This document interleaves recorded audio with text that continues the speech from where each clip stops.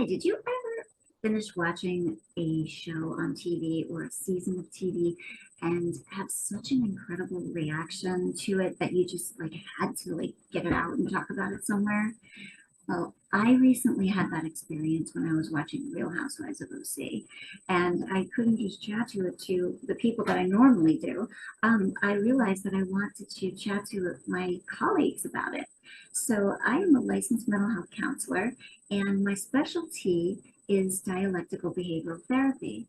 And so as I was watching these seasons, I thought, wow, a lot of the things that I'm viewing here seem to really exemplify some of these concepts and phenomenon that the DBT skills help us with, are meant to help us with.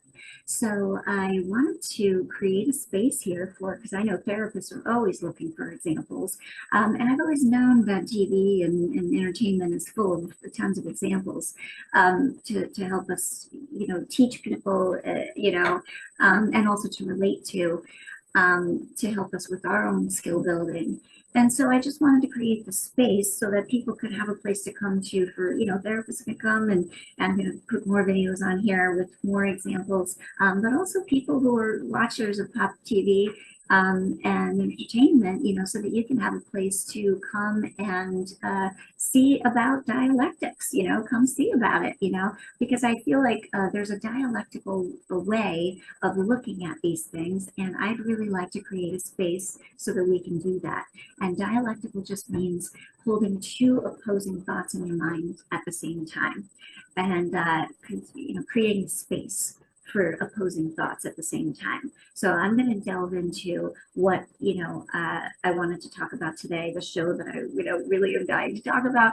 But I also want to preface this by saying, just because DBT skills are taught in therapy settings and that kind of thing does not mean that you have to be in therapy or that you need to be in therapy if you have, if you find yourself getting into emotion minor, if you find yourself in any of the shoes that we're talking about. These are all relatable shoes. Namaste and me and you, we all experience this stuff.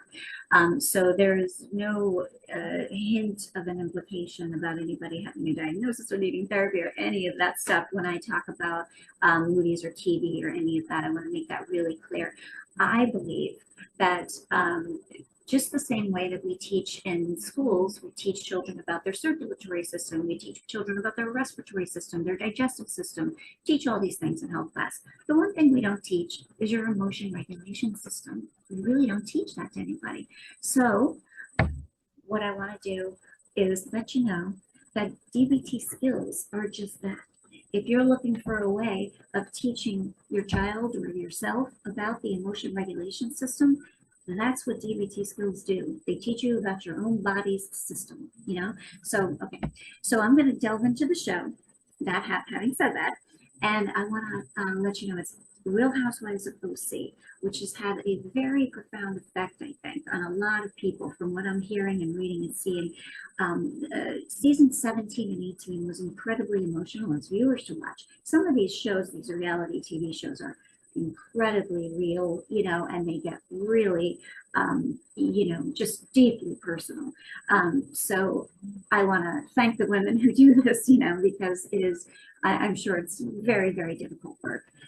So Shannon, okay, let's get down to Shannon, brass tacks. In this season 17, there was an example that I thought she brought to the table that really shows how every one of us struggles with this core kind of like dialectical tension at some point in our lives of he loves me not, that push-pull, I'm not sure if this person loves me or not in our relationships.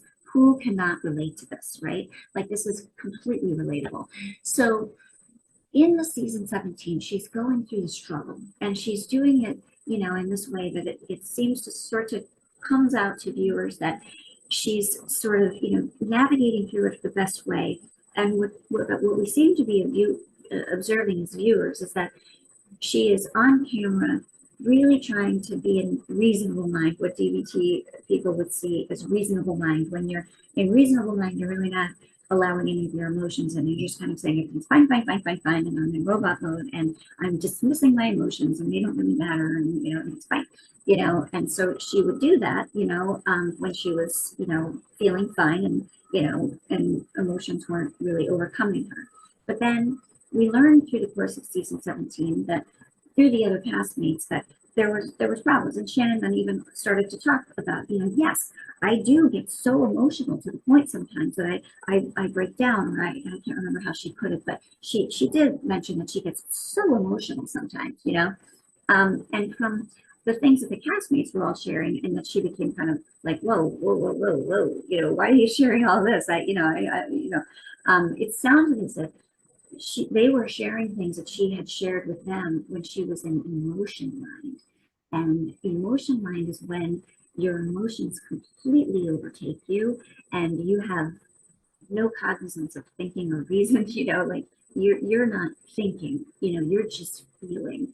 And the thing about emotion mind is that emotions love themselves, and they like to self-perpetuate, so they will continue you on a rant unchecked, unchecked. They will just tell you what the facts are. So it started, seeming as if, she was having these beliefs that she contributed more to the relationship than he did, And so, this very concrete sort of dialectical tension sort of came to the forefront, that, she was saying she contributed more than he did.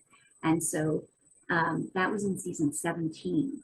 And then it wasn't until season 18 when the other side of that got presented, and it came out that he contributed to the relationship in ways that were not previously mentioned, in ways that had been left out.